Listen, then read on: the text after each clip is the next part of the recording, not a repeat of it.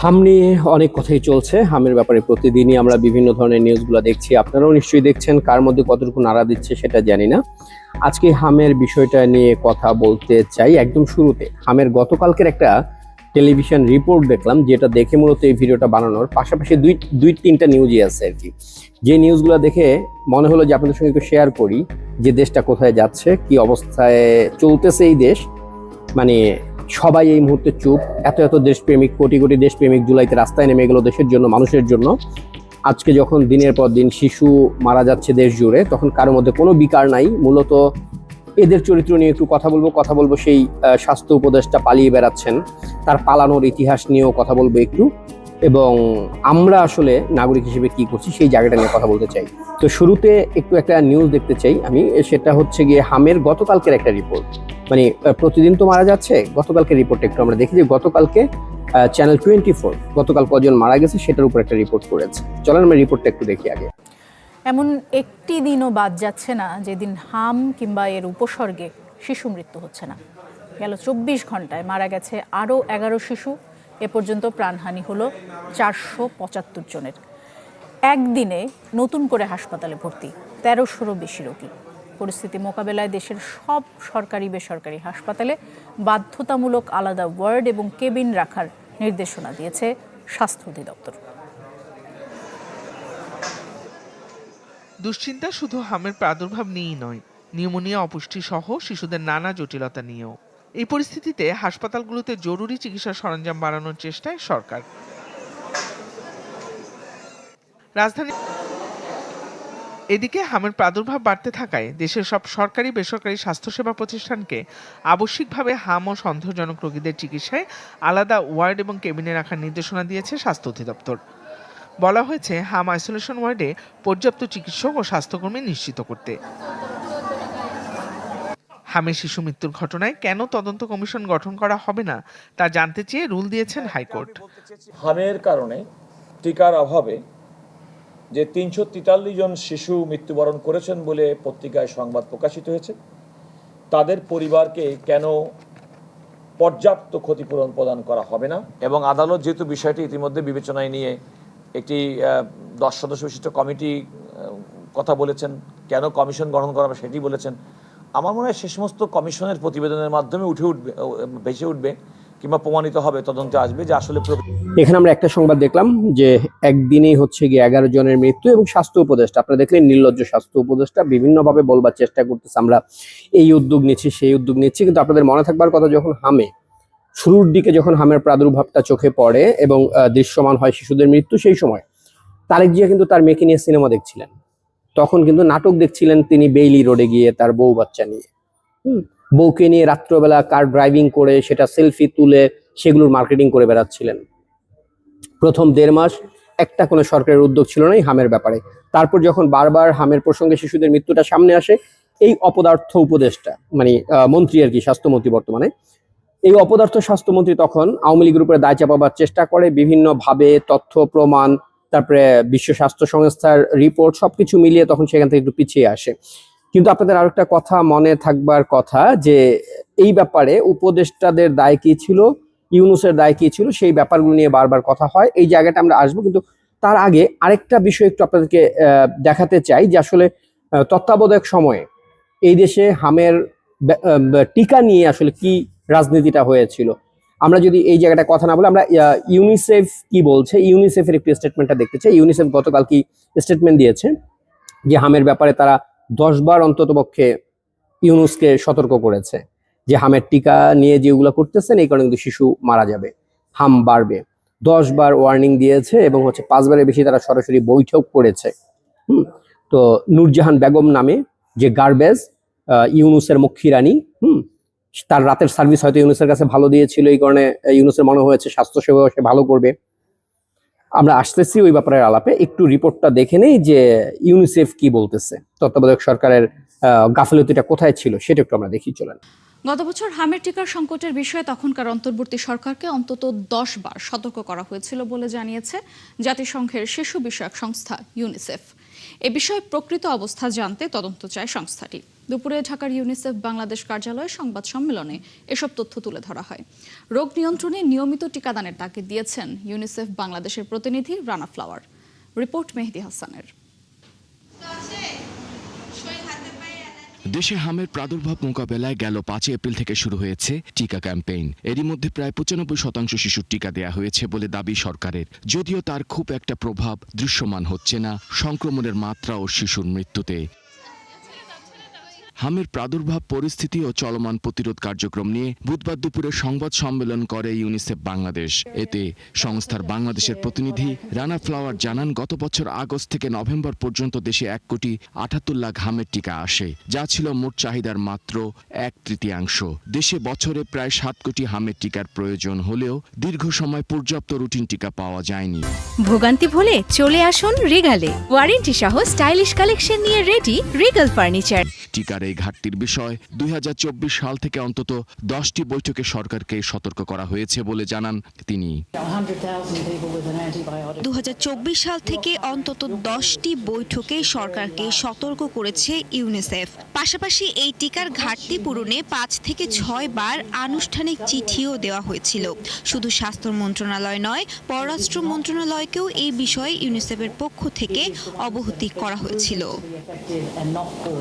UNICEF জানায়, দীর্ঘদিন routine টিকাদান কার্যক্রম ব্যাহত হওয়ায় অনেক শিশু টিকার বাহিরে থেকে যায়। এর ফলে দেশে হামের সংক্রমণ ছড়িয়ে পড়ার ঝুঁকি বেড়ে যায় এবং শেষ পর্যন্ত বড় ধরনের প্রাদুর্ভাব পরিস্থিতি তৈরি হয়।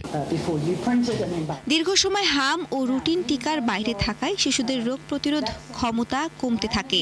অন্যদিকে সরকারের উদাসীনতায় পরিস্থিতি নিয়ন্ত্রণের বাইরে চলে যায়, ফলে এই রোগে শনাক্ত ও মৃত্যু বাড়তেই থাকে। এটা হচ্ছে কি জাতিসংঘের ইউনিসেফের বক্তব্য যে তার 10 বারের বেশি সতর্ক করেছিল, কিন্তু ইউনুস সরকার এটা পুরোপুরিভাবেই মানে কি বলে যে টিকা সংগ্রহ করতে অস্বীকার করেছে। কারণ হচ্ছে গিয়ে তাদের ছিল সেখানে হচ্ছে কমিশন বাণিজ্য। কারণ যেভাবে ইউনিসেফের মাধ্যমে আওয়ামী লীগ সরকার টিকা মানে কিনতো প্রত্যেক বছর, সেই জায়গাটা আসলে কোনো দুর্নীতির সুযোগ ছিল না। কারণ ইউনিসেফ এই যে টিকা দেওয়া হয়, এই টিকার একটা বড় অংশের টাকা ইউনিসেফ নিজে ডোনেশন হিসেবে দিয়ে থাকে।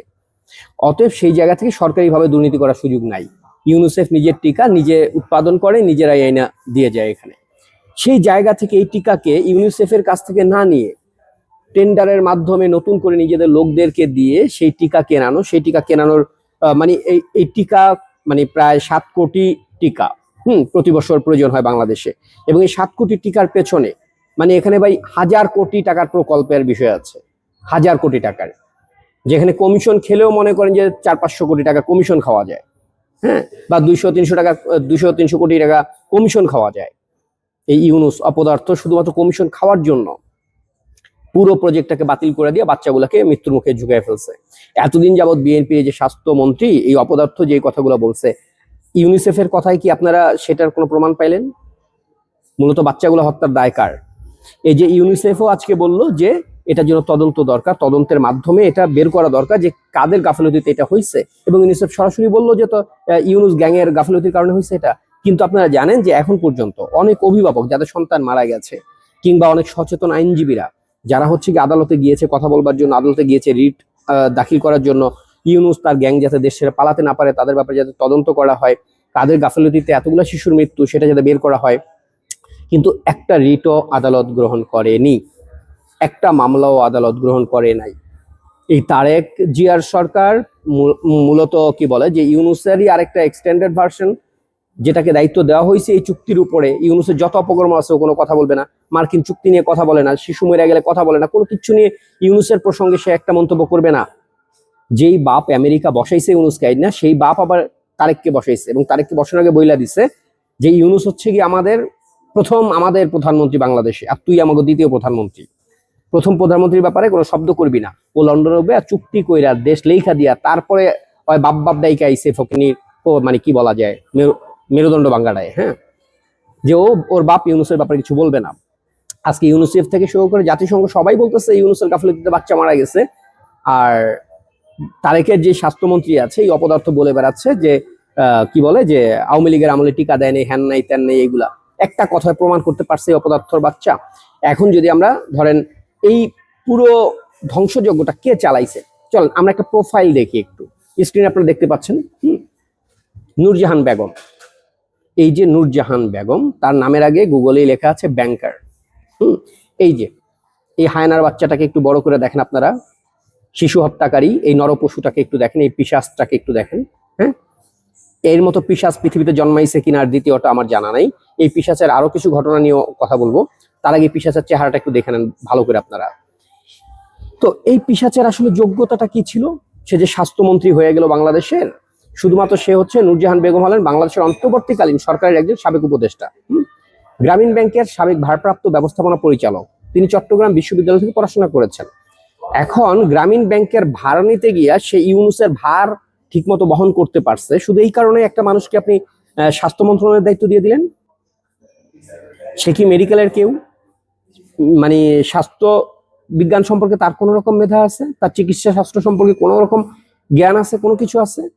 তার সাবজেক্ট কি ছিল পড়াশোনায়? চলেন আমরা একটু এটা দেখি। যে তার হচ্ছে গিয়ে বাংলা সাহিত্যে স্নাতকোত্তর ডিগ্রি অর্জন করেন তিনি চট্টগ্রাম বিশ্ববিদ্যালয় থেকে। তো বাংলা সাহিত্যে পড়া এই ইউনুসের ব্যক্তিগত ভার উত্তোলনকারী, হ্যাঁ, এই হায়নার বাচ্চাকে বানানো হয়েছিল স্বাস্থ্যমন্ত্রী বাংলাদেশের। এই হায়নার বাচ্চা পুরোটাকে লুটপাট করে, আপনারা কয়েকদিন আগেও দেখছেন যে তার বাড়ির একটা ভিডিও বেরিয়েছে, তার সম্ভবত ধামরাইয়ে তার বাড়ি, তো ঢাকার ধামরাইতে। সেই ধামরাইয়ে সে হচ্ছে গিয়ে প্রায় 8 কোটি টাকা খরচ করে একটা বাড়ি বানাচ্ছে এখন নতুন। সে দায়িত্ব পালন করার পরে এই কয়েকদিনের মধ্যে তার এত আলাদিনের চেরাগ হয়ে গেছে যে সে 8 কোটি টাকা দিয়ে বাড়ি বানাচ্ছে নতুন। কিন্তু তার এই যে ক্ষমতায় যতদিন ছিল এই হায়নার বাচ্চা, এই বুইড়া পিচাস, এই পিচাস ক্ষমতা ছাড়ার পর থেকে আপনি ইউনুসকে দেখছেন এই বাচ্চার মৃত্যু নিয়ে একটা কোনো শব্দ বলতে কোনো জায়গায় কোথাও একটা শব্দ উচ্চারণ করে নাই।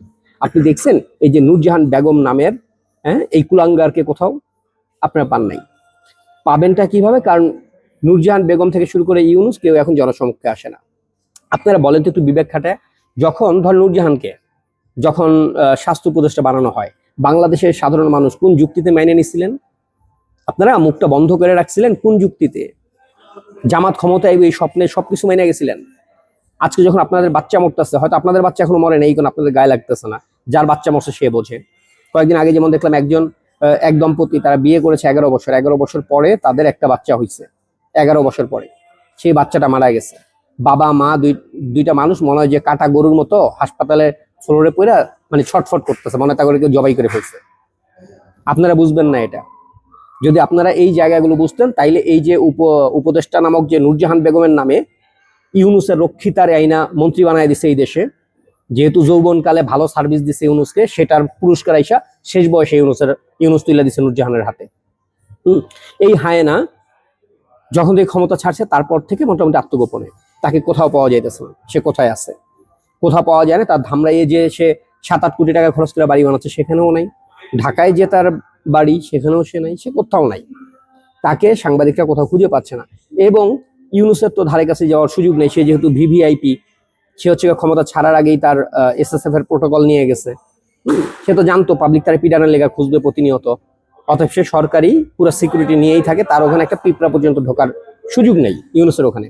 এবং পাশাপাশি পালাইছে এই নূরজাহান বেগম, এই কুত্তার আমি সরি আসলে ভিডিওতে গালি দিলে ভিডিও রেস্ট্রিকশন খায়, কিন্তু আসলে কি বলবো, এত শিশুর মৃত্যুর পরে নূরজাহানের মতো কুলাঙ্গারের নাম মুখে নিতে গেলে আসলে সঙ্গে 100 গালি যদি না দেওয়া যায় মনে শান্তি পাওয়া যায় না। এই নূরজাহান শুরু থেকে পালাতো। ওকে রিসেন্ট হচ্ছে কি খুঁজে বের করছে আপনার স্টার নিউজ। স্টার নিউজ তাদের একটা কি বলে নিউজ করেছে গতকালকেই, সেই নিউজে তারা দেখিয়েছে যে নূরজাহান কোথায় পলাতক রয়েছে। এবং সেই জায়গায় সাংবাদিকরা যখন এই হায়নাকে খুঁজে বের করে তারপর হায়না কিভাবে পালায়, চলেন আমরা একটু সেই ওর উপরে বানানো এই নিউজটা দেখি। স্টার নিউজের এই নিউজটা দেখলে অনেক কিছু আপনারা ক্লিয়ার হবেন যে এই হায়না, এবং নিজে প্রশ্ন করেন যে হায়নাকে কেন ক্ষমতায় বসাইছিলেন আপনারা, কেন মেনে গিয়েছিলেন। চলেন আমরা স্টার নিউজের নিউজটা একটু দেখি।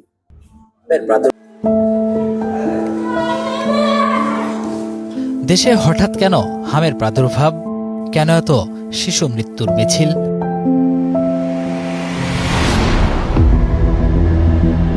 আদৌ কি হামরুবেলার টিকার সংকট ছিল? টিকা ইস্যুতে ইউনিসেফের দাবি কতটুকু সত্য? টিকা ইস্যুতে কি করেছে অন্তর্বর্তী সরকার? এসব নিয়ে স্বাস্থ্য উপদেষ্টা নূরজাহান বেগমের মুখোমুখি হয়েছে স্টার নিউজ।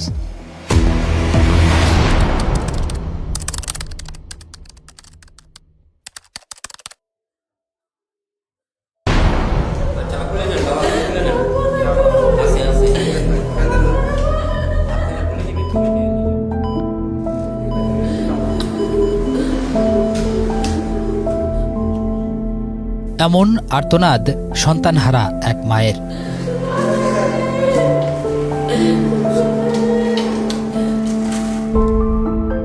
কিছুক্ষণ আগেই হামের ছোবলে হারিয়েছেন বুকের মালিককে।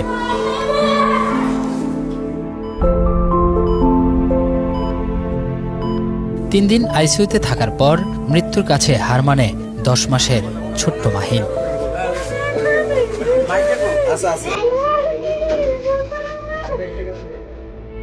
নোয়াখালীর মাইজদির প্রবাসী মনির হোসেন ও শিউলি আক্তার দম্পতির ছেলে মাহিনকে গত 29 এপ্রিল ভর্তি করা হয় মহাখালীর সংক্রামক ব্যাধি হাসপাতালে। শত চেষ্টা করেও তাকে বাঁচানো যায়নি। মেয়ে ইশফাকে নিয়ে হাসপাতালের মেঝেতে দিন গুনছেন টাঙ্গাইলের মির্জাপুরের গৃহবধূ ফাতেমা খাতুন।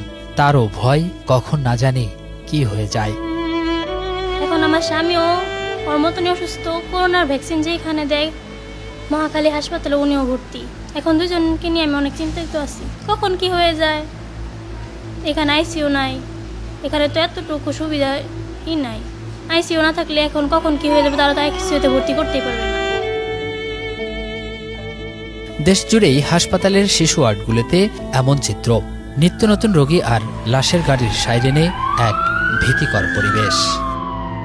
সবাই সবার মধ্যে চলতেছে, কিন্তু এই বিষয় নিয়ে কেউ মাথা কামাইতেছে না।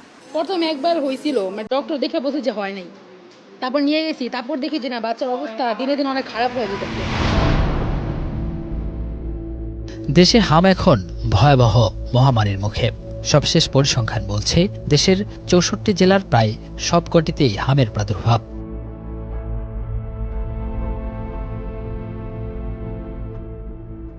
ছোঁয়াচে এই রোগের সংক্রমণে এ পর্যন্ত মারা গেছে 400-রও বেশি মানুষ, যাদের 2/3 শিশু।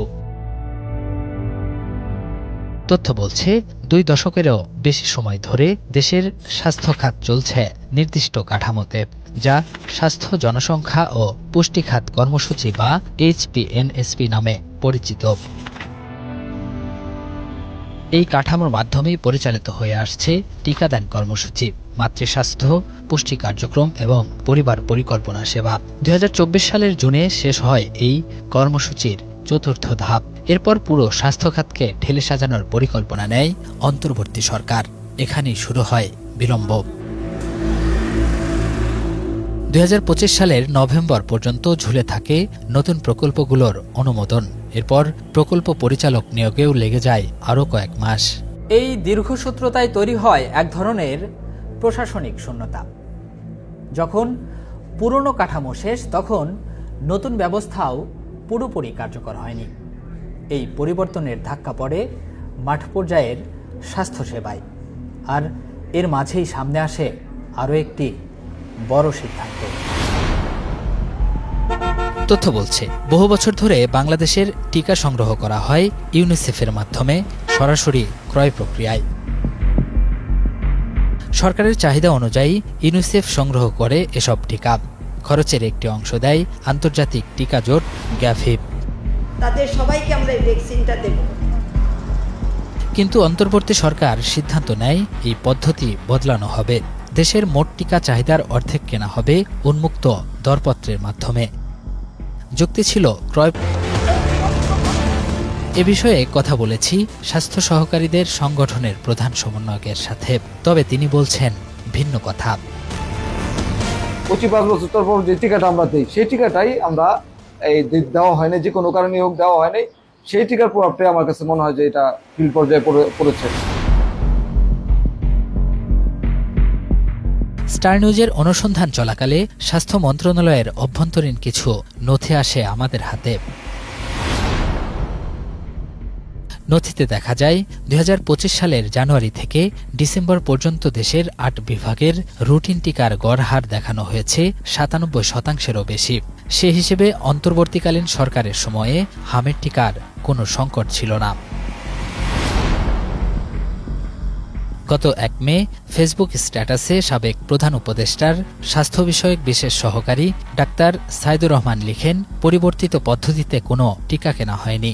ইউনিসেফের মাধ্যমেই প্রি ফাইন্যান্সিং প্রক্রিয়ায় কেনা হয়েছিল ভ্যাকসিন, পরে পরিশোধ করা হয় সেই টাকা। ডাক্তার সাইদুর রহমানের বক্তব্য জানতে বারবার যোগাযোগের চেষ্টা করেও সাড়া মেলেনি। তথ্য বলছে 2024 সালের জুলাইয়ে স্বাস্থ্য মন্ত্রণালয়ের ইন্টার এজেন্সি কোঅর্ডিনেশন আইসিসি কমিটির সভা হয়, যেখানে অংশ নেয় দেশে টিকা নিয়ে কাজ করা সর্বোচ্চ উপদেষ্টা কমিটি, নাইটাগ, ইউনিসেফ সহ স্বাস্থ্য খাতের বিভিন্ন সংস্থার প্রতিনিধিরা। সভায় 2025 সালের নির্ধারিত হামের ক্যাম্পেইনের সিদ্ধান্ত হলেও পরে তা দফায় দফায় পেছানো হয়। এভাবে বাড়তে থাকে হাম সংক্রমণের ঝুঁকি।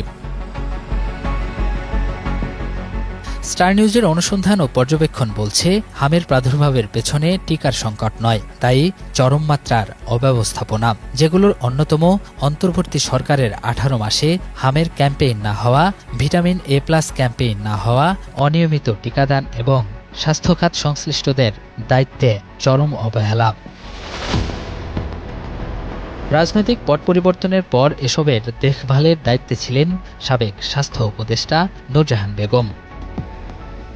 হামের প্রাদুর্ভাবের পর থেকেই তিনি লোকচক্ষুর আড়ালে। আপনি যে নম্বরে কল দিয়েছেন তা এই মুহূর্তে ব্যস্ত আছে। মুঠোফোনে বারবার চেষ্টা করেও তার সাড়া মেলেনি।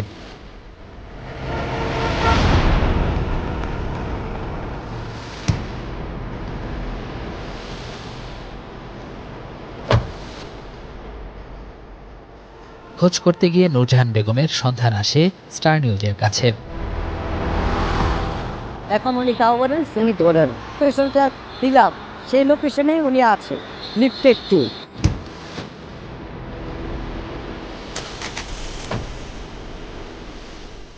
এবার নূরজাহান বেগমের মুখোমুখি হওয়ার পালা। সাংবাদিকতার নিয়মনীতি মেনে তার ঠিকানা প্রকাশ করবে না star news.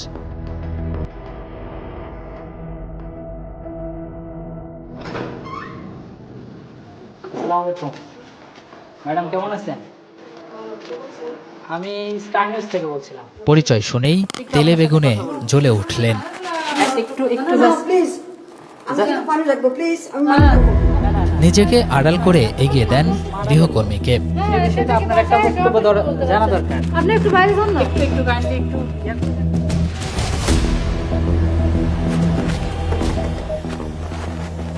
Madam, just 1 minute কথা বলবো আপনার সাথে। 400-র বেশি শিশু মারা গেল, এই বিষয়টা তো একটু ক্লিয়ার করবেন। শেষমেশ কোনো বক্তব্য দিলেন না নূরজাহান বেগম। এই হচ্ছে কি আপনাদের জুলাই আন্দোলনের সাফল্য। জুলাই আন্দোলনের মাধ্যমে ক্ষমতায় বসানো স্বাস্থ্য উপদেষ্টা, যে এত শিশু মারা যাওয়ার পরে স্বাস্থ্য মন্ত্রণালয়কে লুটে পুটে খেয়ে শুধুমাত্র আমেরিকার ইচ্ছায় ইউনুস বসেছে, মানে আমেরিকাকে খুশি করেছে ইউনুসকে পুরস্কার দিয়েছে আমেরিকা, এবং ইউনুসকে যারা যারা খুশি করেছে তাদেরকে এনে এনে সব জায়গায় বসানো হয়েছে। একবার প্রশ্ন করেন তো, যখন নূরজাহান বেগমকে স্বাস্থ্য মন্ত্রণালয়ের দায়িত্ব দেওয়া হয় আপনি চুপ করেছিলেন কেন? আপনার ঘরে সন্তান নাই এই জন্য যে আপনার বাচ্চা নাই, অতএব হামে আপনার ঘরে কেউ মরবে না? নাকি ওর কাছ থেকে টাকার ভাগ আপনিও পাইছেন? জুলাই জুলাই করে আপনারা দেশটাকে যে ধ্বংস করছেন, সেই সব কিছুকে যদি আমি ধরেন মাফ করে দেন, জুলাইয়ের পরে এই যে 500-550 বাচ্চা আজকে পর্যন্ত সরকারি হিসেবে মারা যাওয়া, বেসরকারি হিসেবে নিশ্চয়ই এটা আরো বেশি। এই শিশু মৃত্যুর দায়ও জুলাইয়ের, আপনাদের জুলাইয়ের কারণে, আপনাদের এই যে জুলাই আন্দোলনের কারণে এই শিশুগুলো মারা গেছে আজকে। এটার দায় পুরোটা জুলাই আন্দোলনকারীদের, যারা নূরজাহান বেগম ইউনুসের মতো হায়নাদেরকে ক্ষমতায় বসিয়েছিলেন, যারা তখন দেশপ্রেম, দেশ উদ্ধার করব, দেশের জন্য কাজ করার সুযোগ পেয়েছি, আশিক দেশে আসো। মনে আছে না, আশিককে ফোন করছিল, আশিক বলতেছিল ইউনুস স্যার আমাকে ফোন করেছে, আশিক দেশের জনগণের সেবা করার সুযোগ পেয়েছি, দেশে আসো। সেবা কি করছে? এই সেবা আজকে 550 বাচ্চা মারা গেছে। ইউনুস মানে কি বলবো, আসলে কিছু বলার নাই। একটা শব্দ দেখছেন ওরে কোথাও এসে একটা কথা বলছে? দেশপ্রেম কই গেল? যতক্ষণ তুমি আমার প্রধানমন্ত্রী বানায় রাখবা ততক্ষণ আমার দেশপ্রেম আছে, যখন আমি প্রধানমন্ত্রী নাই তখন দেশপ্রেম নাই।